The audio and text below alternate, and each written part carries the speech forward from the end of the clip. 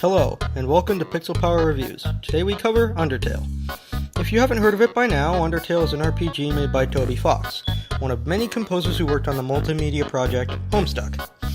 Undertale is a game where choice is everything, and by choice I mean you either kill things, or you don't. All kidding aside, this aspect of the game makes it stand out amongst the crowd as you're provided the non-violent option that most, if not all, other RPGs don't give you. Choice is the main theme of the game, but how well does that theme hold up? Well, we have a lot to talk about before we get to that, so let's start with the story. Long ago, two races ruled over Earth, humans and monsters. One day, war broke out between the two races. After a long battle, the humans were victorious. They sealed the monsters underground with a magic spell. That, however, is not our story. That is the backstory. Well, part of it at least. The rest of the backstory is fleshed out through the game, more or less explaining the events of the first human falling down, which we see happen in the intro. To make a long story short, the human, or Kara as she's called, made a plan with the Prince of Monsters Asriel Dreamer to break the barrier. The plan was to have Kara eat a golden flower and die so Asriel could absorb her soul and go to the world above to reap the souls of 6 more humans, as 7 human souls are needed to break the barrier, but only 1 is required to cross it. Instead of following through, Asriel refused to fight and returned to the underground deathly wounded to die on a bed of golden flowers. After losing 2 kids in one day, the Monster King decides, fuck it. The next 7 humans who fall down die no questions asked. This decision made the Queen leave him and return to the ruins of their old home, as she believes that such extreme measures were not necessary. And that's the short version. Seriously, there's more story in the Pacifist run alone than most 10-hour RPGs, and one run of Undertale lasts 3 hours at least. As for the front story, that's decided on the player's actions throughout the game. The only real front story is that you play as Frisk, the 7th human to fall into the underground after Asriel and Kara's passing. Your story options involve the Pacifist run, which ends in you breaking the barrier and freeing all monster kind, the neutral run with several different endings depending on how many things you kill and which main characters you kill, but all of which involve you crossing the barrier instead of breaking it, and the genocide run where you literally erase the world. With story out of the way, next up on the chopping block is music. And oh boy, is there ever a lot to cover here. Honestly, if I tried to cover all the music in the game, this video would be way longer than it needs to be. Simply put, Toby Fox is a great composer. There's no doubting that. But what I will talk about is the main boss themes. What do I mean by main boss themes? I mean the boss themes that play during the pacifist and neutral runs, as the genocide run doesn't have much to offer musically, with 2 small exceptions and 1 huge one. But I'll only cover the huge one for the sake of time. Let's start with the theme for the first boss you fight, Toriel. And Toriel's fight theme, Heartache, is excellent. It's fitting as boss music, and the name accurately describes the situation, as Toriel up until this point was acting more as a motherly figure. It has good tempo, and exists to show the talent of the man behind it. Next up is Bone Trossel, the boss theme for The Great Papyrus! Papyrus as a character is fun and goofy by nature, so this upbeat tune set to his endless onslaught of bones is pretty fitting if you ask me. It's a cheerful song for a cheerful character, and a song that can be hard to forget. Oh yeah, now we're going somewhere.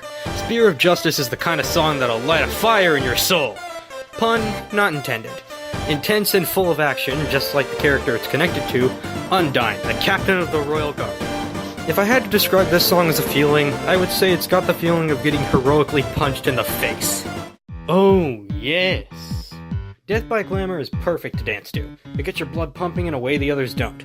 Death by Glamour is the boss theme of Mettaton X. The song has a very dance club music feel, which is perfect for him. After all, he is the only star that the underground has to offer. It's a song fit for a celebrity, and that's why it's perfect for the pompous machine-made TV personality.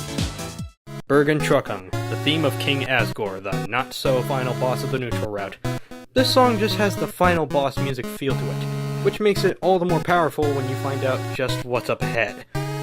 It may not be a final boss theme, but it certainly sounds like it. Next up, we got the big dogs, the real deals, the final bosses, and they have some of the best tracks in the game if I'm gonna be honest.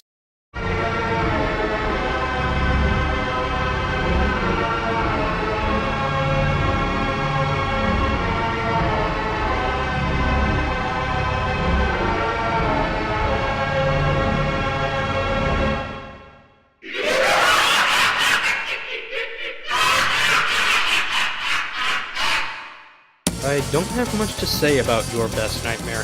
It serves as a theme to Omega Flowey, and is likely the most appropriate boss and theme matchup I've ever seen. The song, just like the fight it plays with, is frantic and absolutely insane.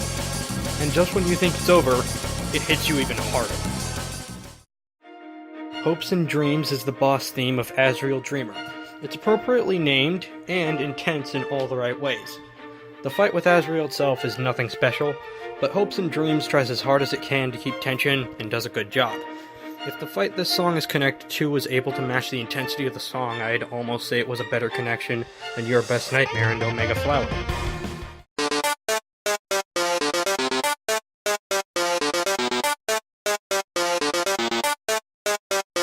Finally, I get to talk about my favorite track in the game. Regrettably, I wasn't able to obtain footage of the fight myself. After 15 attempts, Sans wasn't having any of it, and neither was I. If Your Best Nightmare and Omega Flowey is the most appropriate matchup, then Megalovania and Sans is the best matchup. Megalovania doesn't just make your blood pump, it pushes it to the brink of boiling. It represents the best parts about the fight with Sans. Being beyond just intense, and setting up the fight to be exactly what it is, a war of attrition. Phew. As I said, Toby Fox is a great composer. The music in Undertale is possibly the best thing about the game, next to its unique character designs. But, with it out of the way, we can move on to characters. Starting from the top, we have Flowey. Flowey the Flower. I will let this one clip describe my feelings for Flowey.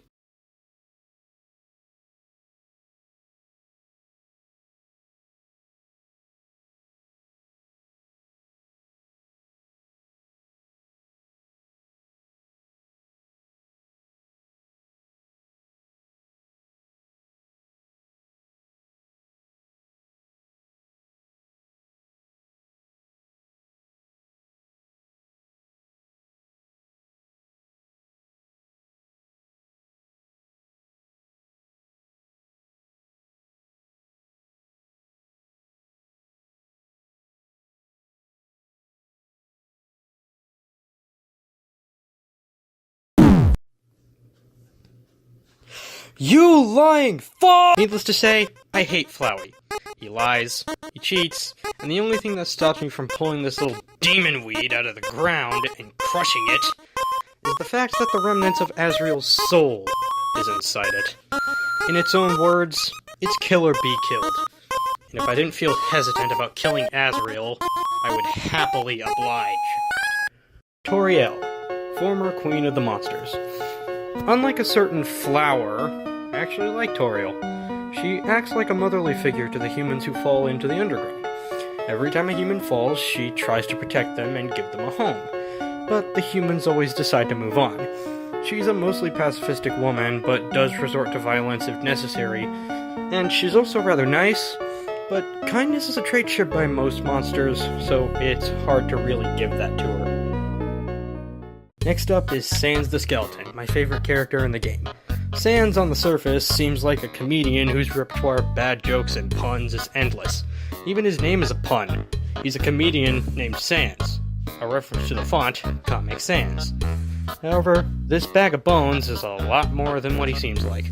You can get glimpses of his real personality during various points in the game, examples being if you kill his brother Papyrus on a neutral run, or when you have lunch with him at the MTT Resort. Under his goofy grin and bad puns, he's a lot more serious and cynical. He's even aware of your power to save, load, and reset, which are the in-game equivalents of time travel. Ah, yes. Now it's time to talk about the Great Papyrus! Nyeh. Kidding aside, I love Papyrus. He's top contender for my second favorite character. If I had to explain Papyrus' personality, I'd say he's charmingly self-absorbed and comically ignorant about the world around him. He's a special kind of funny with only two passions in this world: spaghetti and puzzles. He's perfect for the role of a comic relief character, and when you get his phone number, he's almost always there as a source of funny dialogue. Especially so when Undyne joins him in the pacifist run. Speaking of Undyne, let's talk about the mighty captain of the Royal Guard. She's heroic, practically bleeding intensity, and only resting when her job is done. She's energetic and very passionate. Once you burn her house down because she tries to teach you how to cook in the process of making friends with you, she joins Papyrus and Snowden and becomes another source of good dialogue.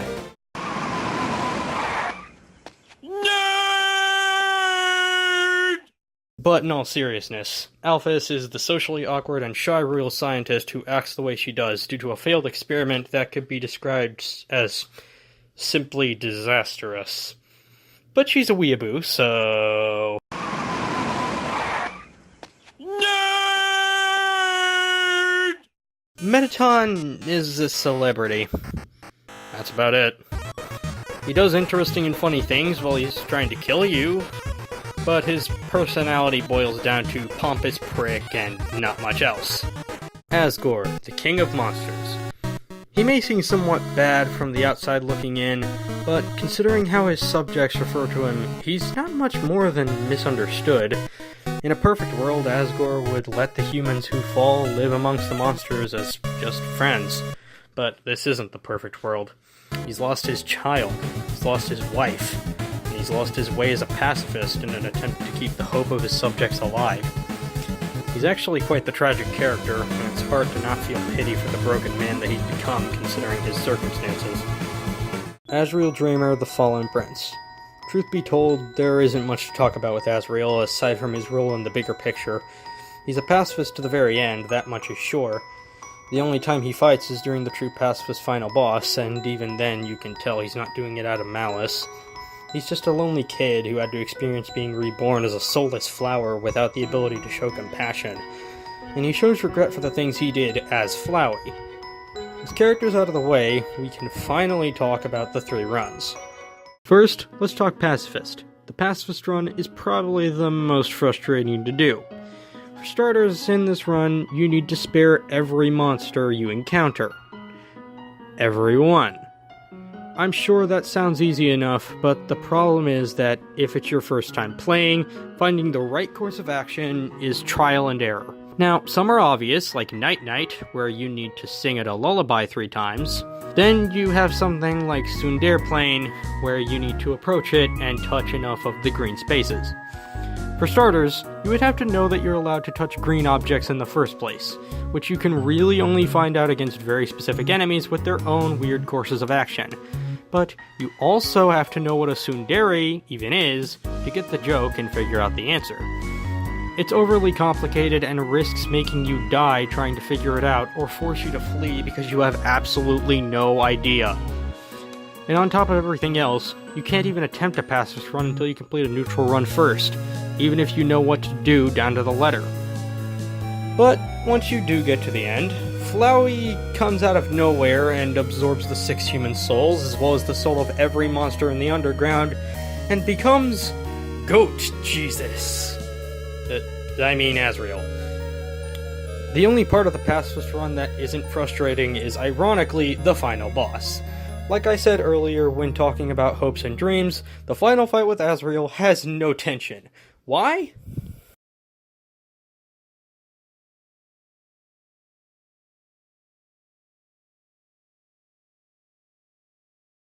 That's why. This happens every time you die. Die once, die twice, die 1,000 times for all the game cares. It doesn't do shit no matter how many times it happens. Yeah, despite him flat out being dubbed the god of hyperdeath, you can't die. Next up, we have the neutral run, which just kind of feels like a standard RPG with quirky dialogue and enemy designs. If you fail to make friends, or kill one monster, then you're locked on this run. If you fail in killing literally everything, then you're locked on this run. This run is called neutral because that's what it is. It's not complete pacifism, or complete genocide. After an adrenaline-fueled fight with Asgore, Flowey steals the killing blow and absorbs the 6 human souls to become Omega Flowey. Omega Flowey, or as it's been accurately nicknamed Photoshop Flowey, is an absolute abomination, with spiked vines, eye bullets, mouths with teeth that bounce around the screen, a mouth laser, vacuuming Venus flytrap hands, flamethrowers, bullet seeds, finger guns, literal bombs, and the ability to tap into the power of the 6 human souls. To defeat this monstrosity, you need to survive long enough to deal with each soul attack before starting to beat the living hell out of it. Just when you thought you killed it, he resets the fight, kills you a lot, and makes you do an exercise in fruitlessness. The 6 human souls then revolt. You can choose to either kill Flowey or spare him. If you kill Flowey, he will not appear at the beginning of your next run. If you spare him, he will give you a hint as to how to complete the pacifist run. Whether you kill him or not, you get one of several neutral outcomes once you get past him, said and done. And finally, there's the infamous genocide run. If you couldn't tell by the name, the objective is kill everything. Specifically, kill a certain amount of monsters in each area of the game. Once you do, the fight screen will pop up empty with creepy music and the message, "But nobody came." From there, you move on to that area's boss and kill them. The only thing of note on the genocide run is the special bosses like Undyne the Undying, Mettaton Neo, and Sans. Yeah, this right here, this is what happens when Undyne gets pissed off. The battle theme is called Battle Against a True Hero, and that's a pretty appropriate title as she hits like a truck and has the durability of a steel wall. Her attack patterns are nothing short of insane, and while they don't compare to Sans by any stretch of the imagination, she's still not easy.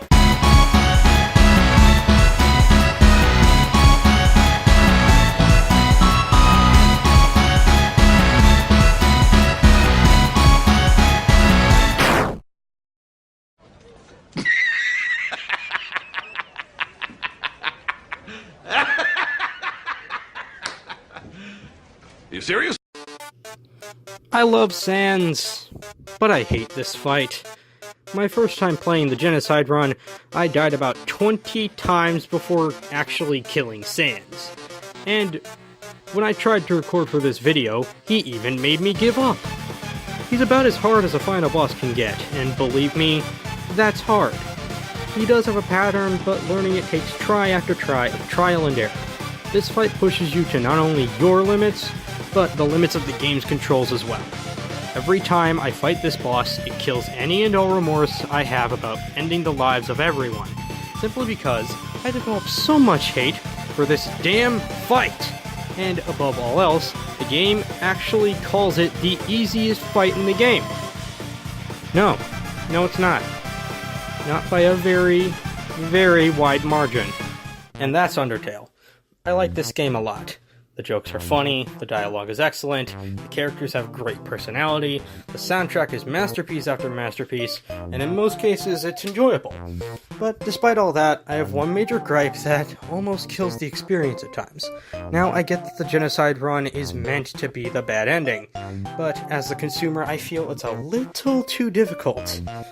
Now, I speak as someone who loves bullet hell games, which are notorious for their difficulty, and I have to say that playing Genocide almost feels like you're being punished by the developer for playing the game that you purchased the way you want to. Even outside of Genocide, there are still some punishing moments. As I said, sparing some enemies can be a chore if you don't get the joke, and the game essentially calling you evil for killing so much as a single monster feels a bit like it's going overboard. I get what Toby Fox is trying to say here. The monsters don't deserve to die for just existing, but I don't think he should have sacrificed enjoyment for the sake of putting across a message that isn't even very clear to begin with. I rate Undertale an 8 out of 10. I honestly think that everyone should play this game at least once, but it could be much better.